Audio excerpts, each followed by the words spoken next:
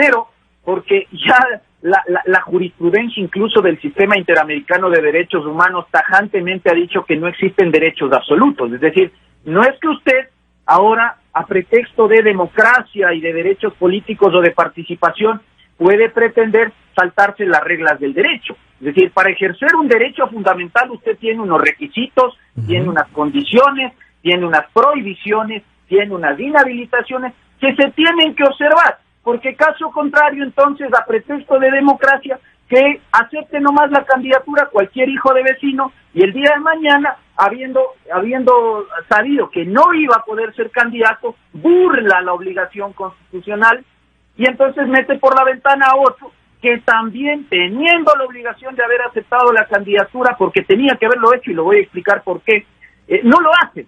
Y entonces ahora que estamos en otra fase, que es la fase de inscripción y calificación de candidaturas, pretendo beneficiarme fraudulentamente del ordenamiento jurídico para buscar la participación. Eso, perdóneme, en un Estado de Derecho donde hay principios de juridicidad, donde hay principios de control, donde hay principios de responsabilidad, eso no puede ocurrir. Y le voy a decir por qué. Y yo concuerdo con Fausto Camacho en lo que dice que efectivamente en el proceso de democracia interna, no ahora, en la fase de democracia interna, se podía reemplazar al candidato, al precandidato Correa. Y le voy a decir por qué.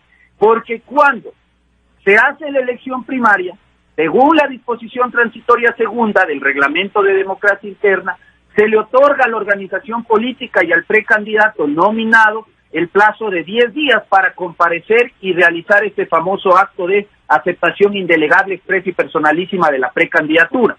Pero el reglamento, y ellos mismos lo están sosteniendo, un reglamento no puede alterar o innovar el contenido de la ley. Aquí hay que referirnos a lo que dice la ley electoral, artículo 105.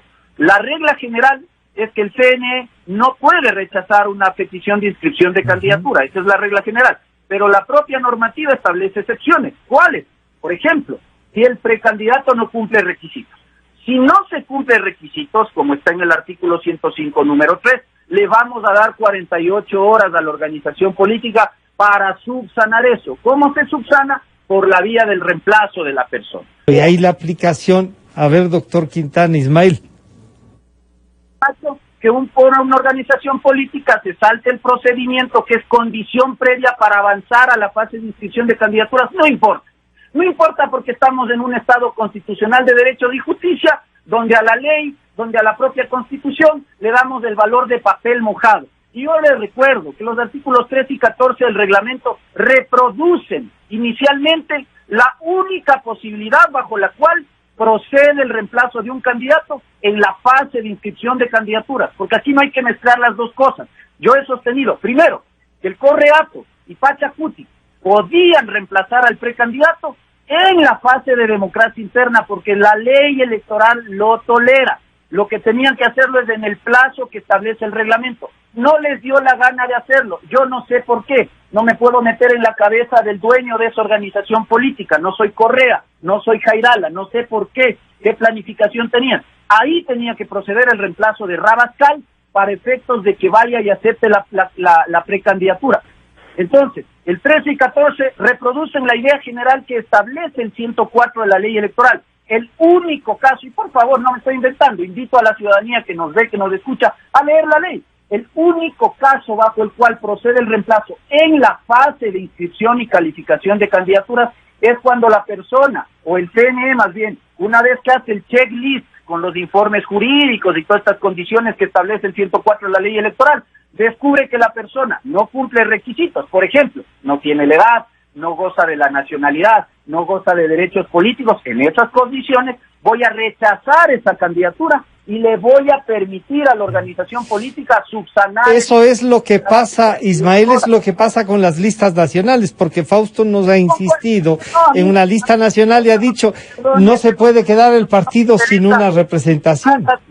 No, es que el ejemplo que pone Fausto es tan válido como el que pongo yo, porque las normas se aplican de modo general, sea esto una elección pluripersonal o una elección unipersonal. Pero entonces usted diría sí anula la lista. Perdóneme. Si anula la lista la no presentación de uno. No lo digo yo, Fausto, lo dice la ley y el reglamento de inscripción de candidaturas, que incluso se puede rechazar toda la lista. Toda la lista. De hecho, hay precedente expreso en el Tribunal Contencioso Electoral donde permitió que el Consejo Nacional Electoral rechace toda una lista. Yo no sé por qué estamos en esta discusión si lo que estamos hablando es de un binomio presidencial, que es una elección unipersonal. Ya yo no me he sentado a ver qué pasa con las candidaturas a la Asamblea Nacional. Si me pongo a ver eso, no acabo nunca, porque es una sábana enorme. No, por supuesto. Y lo aplicaría. Si usted me pregunta a mí, si encuentro que en este caso hay una persona o varias personas de la lista que no han realizado, como dispone la Constitución, el proceso de democracia interna, yo aplico el artículo 101 de la ley 105, número 1 de la ley electoral, y los descalifico sin opción a reemplazo.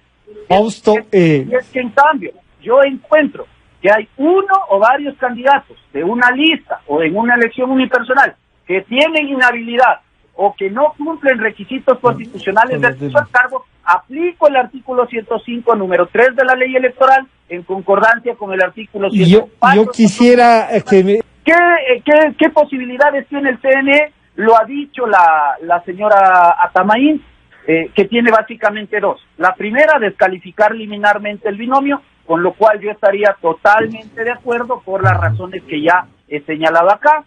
El incumplimiento del requisito, de las condiciones o de los procedimientos de democracia interna, según la ley electoral y además según nuestra Constitución, por si faltaba poco, no tolera el reemplazo del candidato. Sería la de descalificar al binomio sin la posibilidad de reemplazo. Esa es la opción número uno, y que a mi juicio estaría primero cumpliendo con el 108 de la Constitución, segundo cumpliendo con el 345 de la ley electoral, y en tercer lugar cumpliendo con el artículo 105, número 1 de la ley orgánica electoral. La opción número 2 que tienen es, en todo caso, la que ellos buscan, y que entiendo Fausto Camacho está de acuerdo, es decir, que ellos ahora insistan en la inscripción del binomio Arauz-Correa, y que una vez que